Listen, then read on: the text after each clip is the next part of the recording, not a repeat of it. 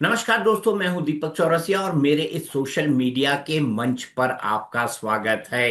विपक्ष एक बार फिर चारों खाने चित, एक बार फिर इंडिया गठबंधन में किस तरह की टूट है, किस तरह का उनके आपस के नेताओं में संवाद नहीं है, ये बात एक बार फिर से जग जाहिर हो गई। राज्यसभा के चुनाव में भारतीय जनता पार्टी और एनडीए ने एक बार फिर से साबित कर दिया कि वो सबसे संगठित धड़ा है और उनके सामने कांग्रेस या फिर आरजेडी या फिर बीजेडी बिल्कुल नहीं टिकती। ये बात हम क्यों कर रहे हैं, इसका राष्ट्रीय राजनीति पर क्या असर पड़ेगा, राहुल गांधी और तेजस्वी यादव कैसे बिहार के अंदर फिसड्डी साबित हुए हैं, इसके ऊपर बात करेंगे। साथ ही साथ इन तमाम चीजों का विपक्ष के मनोबल पर क्या असर पड़ेगा, और बड़ा सवाल ये भी है कि क्या राहुल गांधी को इन तमाम चीजों से कोई असर पड़ता है, क्योंकि वो कई बार कह चुके हैं जिसको जाना हो जाए।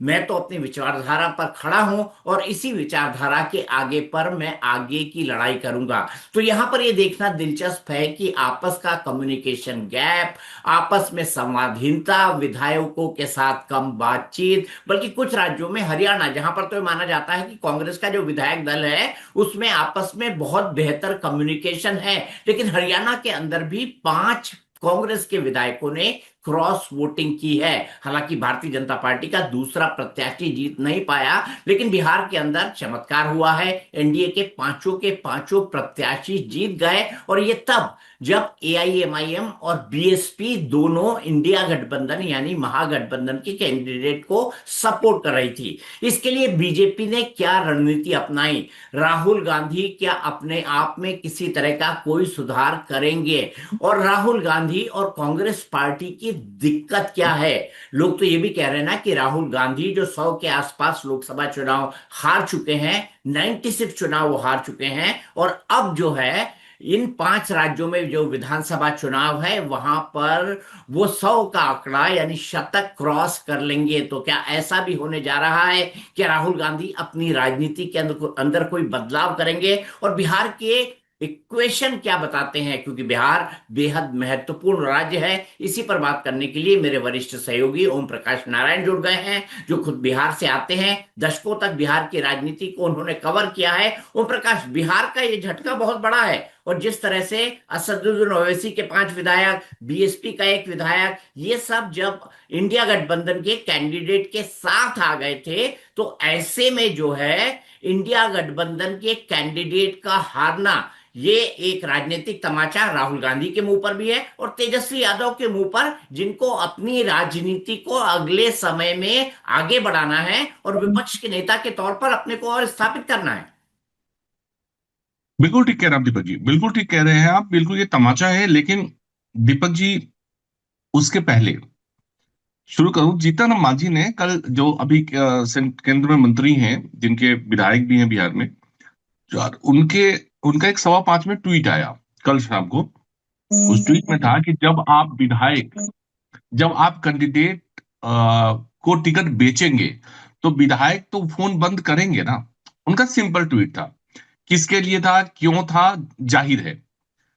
ऐसे स्टेट में, ऐसे समय में, जब नेताओं का ईगो पार्टी से बड़ा हो, जब नेता अपने आप को पार्टी से बड़ा मानने लगे, जीत हार से बड़ा मानने लगे, तो दीपक जी ऐसे नतीजे बहुत ही छोटे हैं, और इससे बड़े बड़े चौंकाने वाले नतीजे भी हम लोग को देखने को मिलेगा। ये बात सिर्फ बिहार के नहीं है, जहां तेजस्वी वर्सेस राहुल चला, कांग्रेस के 3 विधायकों का नहीं आना, वहां का प्रदेश अध्यक्ष पूर्व प्रदेश अध्यक्ष से बात नहीं करता, वहां का प्रभारी बिहार आया ही नहीं, ये जानते हुए कि साहब आपके यहाँ आपके विधायक जो है भाग सकते हैं।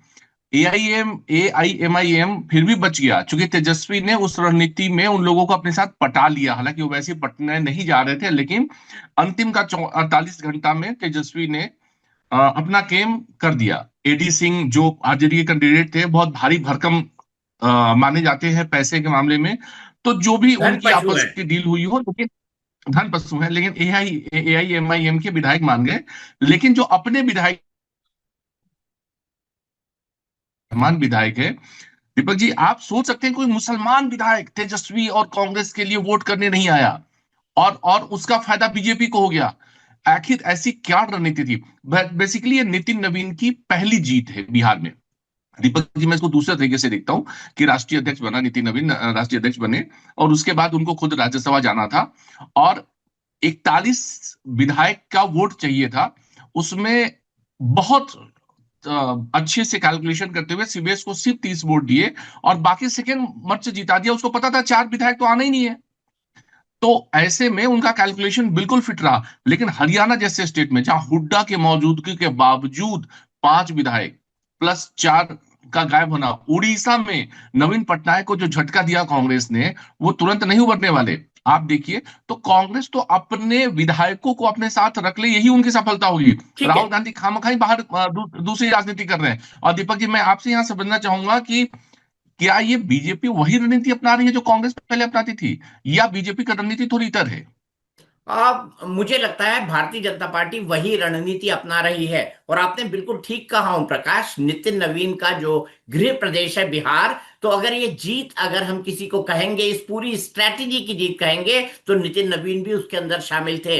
इन तीनों राज्यों के लिए अलग अलग प्रभारी बनाए गए थे राज्यसभा चुनाव के लिए, क्योंकि उनको पता था यहां पर उन्होंने अतिरिक्त जो कैंडिडेट उतारे हैं, ये काम नितिन नवीन का था। नितिन नवीन के लिए बिहार का चुनाव प्रतिष्ठा का था। नितिन नवीन के होते ये पहले चुनाव हो रहे थे, चाहे राज्यसभा के हो, चाहे लोकसभा के हो, चाहे विधानसभा के हो, उनके गद्दी में आने के बाद ये पहले चुनाव थे। इसीलिए एक माकूल रणनीति को इंजाम दिया गया। जिम्मेदार लोगों को जो है कैंडिडेट बना, ऑब्जर्वर बनाकर अलग अलग राज्यों के अंदर भेजा गया। और ये काम कब से शुरू हो गया? ये काम लगभग 3 महीने पहले शुरू हो चुका था।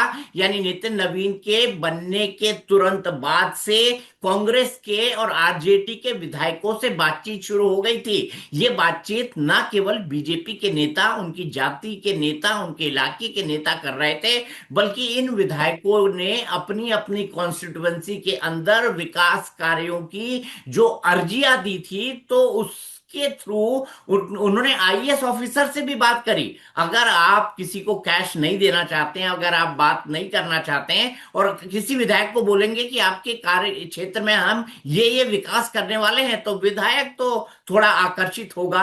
ये सबसे बड़ा कारण था। लेकिन राहुल गांधी के लिए क्या बड़ी चुनौती है? सबसे पहले उनको ये देखना होगा कि अनुशासन बनाम असंतोष, एक तरफ भारतीय जनता पार्टी का अनुशासन है और दूसरी तरफ कांग्रेस के अंदर का असंतोष है। आपको याद होगा, इतनी बुरी हार बिहार के अंदर कांग्रेस पार्टी की हुई है, इसके बावजूद भी जो है वो अपने विधायकों, और बहुत कम संख्या है विधायकों की, विधायकों को वो एकजुट नहीं रख पा रहे बिल्कुल हैं। कम है।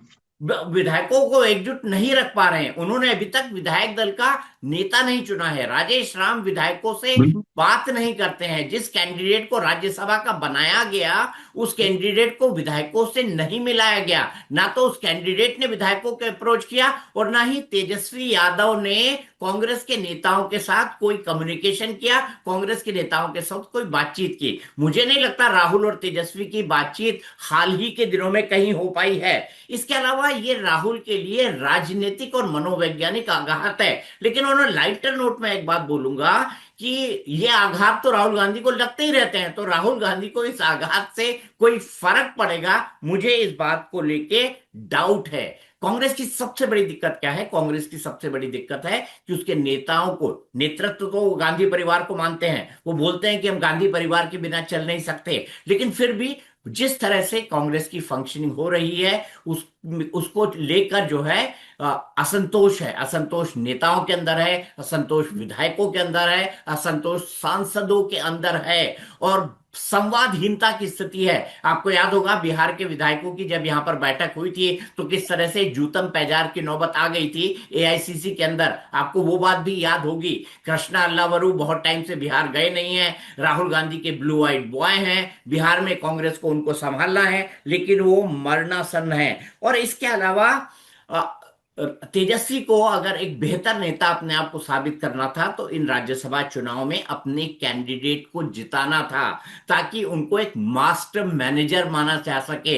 राहुल गांधी को राहुल गांधी को भी कमोबेश तेजस्वी के साथ मिलकर यही करना था, ताकि उनका कैंडिडेट जीत सके और उनके अस्तित्व पर जो संकट खड़ा हो गया है उस अस्तित्व के संकट को हटाया जा सके। ये इंडिया गठबंधन की बहुत बड़ी टूट है, ये इंडिया गठबंधन की बहुत बड़ी हार है। वैसे भी इंडिया गठबंधन छिन्न भिन्न है। आपको पता है केरल के चुनाव के अंदर लेफ्ट पार्टी और कांग्रेस एलडीएफ यूडीएफ के नाम पर आमने सामने है, वहीं पश्चिम बंगाल के अंदर मिलकर चुनाव लड़ रही हैं। और केरल के अंदर भी बड़ा कड़ा मुकाबला बरताया जा रहा है। पश्चिम बंगाल के अंदर कांग्रेस पूरी तरह से साफ है। तमिलनाडु के अंदर वो इतना जूनियर पार्टनर है कि टीएमसी के डीएमके के नेता उनको राज्य के सरकार के अंदर शामिल नहीं करते हैं। और बाकी आप देख लीजिए, असम के जैसे राज्य में कांग्रेस मजबूत तो है, कांग्रेस का अपना एक संगठन है, पर हेमंत बिश्व शर्मा के सामने वो टिक नहीं पाते हैं। तो ये विधानसभा चुनाव भी राहुल गांधी के लिए एक बहुत बड़ी चुनौती लेकर आएंगे। लेकिन ओम प्रकाश, मैं समझना चाहता हूं इन चुनाव को लेकर बीजेपी क्या सोच रही है और नित्य नवीन क्या सोच रहे हैं, कैसे पटखनी देने चाहते हैं वो राहुल गांधी और उनकी टीम को। देखिए दीपक जी, जो जितना मैं समझा हूं अब तक बातचीत से बीजेपी के नेताओं से और टीम नितिन से, तो वो निश्चिंत हैं कि जो प्रदर्शन हमारा लास्ट प्रदर्शन था वेस्ट बंगाल में, उससे हम बेहतर करेंगे। बाकी पुडुचेरी और असम रिपीट करेंगे। केरला जरूर टफ है। तमिलनाडु में एआईडीएमके की मदद से हम कुछ बेहतर प्रदर्शन की उम्मीद कर रहे हैं। स्टालिन के खिलाफ वो सरकार बनाने की पूरी तैयारी में उन लोगों को लग रहा है कि हम पूरी तैयारी करके आ रहे हैं और हम सरकार के बहुत नजदीक पहुंचेंगे, सरकार तक पहुंच जाएंगे। ऐसे में कांग्रेस का ये रवैया, कांग्रेस के नेताओं का मुंह मुंह फुलाना एक दूसरे के प्रति और एक तरीके से डिस्टेंस मेंटेन करना विद देयर ओन एलाइ, अपने सहयोगी दलों के साथ ही डिस्टेंस मेंटेन करना, इनके लिए रामबाण है दीपक जी। ऐसे समय में जब विपक्ष टूटा होता है तो आपको पता है कितना आसान होता है आपको उनके घर में सेंधमारी करके और अपना काम करा ले जाना। बहुत आसान होता है। तो मुझे लगता है कि आधा काम तो विपक्ष यानी राहुल गांधी और उनकी टीम खुद कर दे रही है, बाकी बचा काम बीजेपी खुद कर लेगी, मुझे ऐसा लगता है। लेकिन दीपक जी, आपको लगता है कि लास्ट वेस्ट बंगाल चुनाव में, चुनाव के बाद बहुत उपद्रव हुआ था, अगर आपको याद हो, बीजेपी के बहुत कार्यकर्ताओं की खबरें आई थी, मारा गया, पीटा गया, मर्डर्स हुए, और इसको लेकर केंद्र बहुत बलात्कार हुए। एग्रेसिव था। लेकिन लेकिन हुए कुछ नहीं। इसके बाद वेस्ट बंगाल का चुनाव कितना चैलेंज वाला है बीजेपी के लिए, अपने कार्यकर्ताओं को लेकर सड़क पर आना और चुनाव जीतना, मैं देखिए, आपसे समझना चाहता हूं। पिछले चुनाव के अंदर तो भारतीय जनता पार्टी ने एग्रेसिवली कैंपेन किया था, लेकिन उनका संगठन, उनका काडर हर जगह मजबूत नहीं था। अब भारतीय जनता पार्टी का यह दावा है कि जो उनके पन्ना प्रमुख होते हैं, जो उनके बूथ के प्रमुख होते हैं, पहले उनके पास बूथ पर बैठने के भी लोग नहीं थे।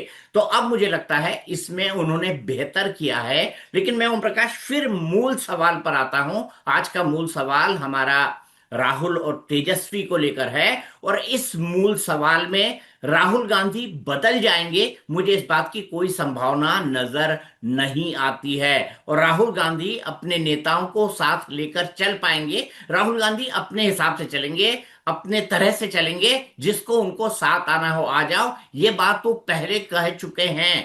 ये कांग्रेस के लिए कितना घातक है? दीपक जी, घातक कैसे नहीं है? आप साहब किस एलआई को अपने साथ रख पाएंगे? एक जेडी उड़ीसा में एक इस मैंने उदाहरण के तौर पे, उड़ीसा में एक संभावना बन रही थी कि आप बीजेडी के साथ नजदीक जा रहे हैं और आप और बीजेडी आगे बढ़कर शायद कुछ कर लेते। लेकिन इस चुनाव में कांग्रेस के विधायकों का धोखा देना नवीन पटनायक पचा नहीं पा रहे। और एक दो नहीं, नवीन पटनायक के अपने 6 विधायक गायब हो गए, बाकी कांग्रेस के 3 विधायक गायब हो गए, और बीजेपी की समर्थक दिलीप राय की जीत को पुख्ता कर दिया। आप साहब अपने विधायकों को हरियाणा में नहीं रोक पा रहे हैं, जहां हुड्डा जैसा मजबूत नेतृत्व है। आप साहब बिहार में अपने प्रभारी को नहीं भेज पा रहे हैं। तेजस्वी जैसा ओल्ड एलाई, आरजेडी से बड़ा ओल्ड एलाई नहीं है बीच कांग्रेस के पास, दीपक जी तो आप मानते हैं। आपकी बातचीत नहीं है। ऐसे में आप बिल्कुल उम्मीद करना कि मतलब ये सुधरेंगे और इसमें सुधार आएगी, मुझे तो पर्सनली बिल्कुल कुछ नहीं लगता है। बाकी आपने ज्यादा देखा है, आपको अगर कुछ लगता हो तो बताइए।